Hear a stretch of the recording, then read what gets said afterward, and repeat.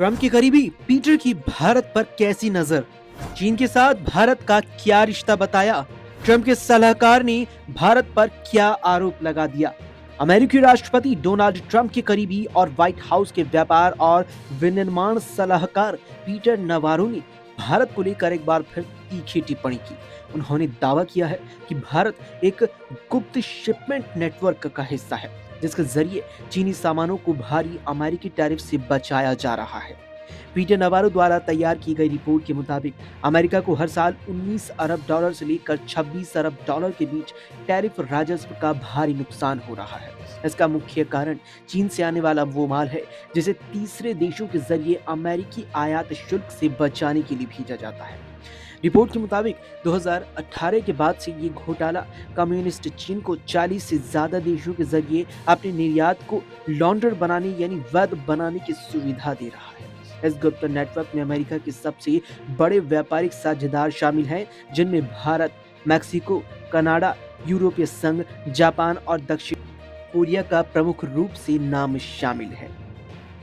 अमेरिकी रिपोर्ट में दावा किया गया है कि चीन इन देशों में मामूली प्रोसेसिंग, रीलेबलिंग या रीपैकेजिंग के जरिए अपने सामान का ओरिजिन यानी मूल देश बदल देता है, जिससे वो नया लगता है जबकि उसका असली कंटेंट चीनी ही रहता है। इस पूरे मुद्दे पर बात करते हुए पीटर नवारो ने कहा, भारत पूरी तरह से हमारी रडार स्क्रीन पर है। उन्होंने बताया कि ट्रंप प्रशासन के नए व्यापार ढांचे में ऐसे सख्त प्रावधान शामिल किए जा रहे हैं जिससे इस तरह की व्यापारिक प्रथाओं में शामिल साझेदारों को दंडित भी किया जा सके। नवारो ने यह भी आरोप लगाया कि भारत और कुछ बाकी देश अमेरिकी प्रशासन द्वारा लगाए गए नए टैरिफ से बचने के लिए भी इस शैडो नेटवर्क का इस्तेमाल कर रही है। रूस पर लगाए गए प्रतिबंध विधेयक के तहत लगातार रूसी तेल खरीदने के चलते भारत, चीन, स्लोवाकिया, हंगरी और अजरबैजान को 100% तक के टैरिफ का सामना करना पड़ सकता है। नवारो का दावा है कि 2022 में यूक्रेन युद्ध शुरू होने के बाद भारत की रूसी तेल व्यापार में भागीदारी तेजी से बढ़ी। व्यापार को लेकर नवारो पहले भी भारत की कड़ी आलोचना कर चुकी है और उसे टैरिफ का महाराजा कह चुकी है। हाल ही में नई दिल्ली और उसकी व्यापार नीतियों पर की गई टिप्पणियों की वजह से उन्हें भारी आलोचना का सामना भी करना पड़ा था।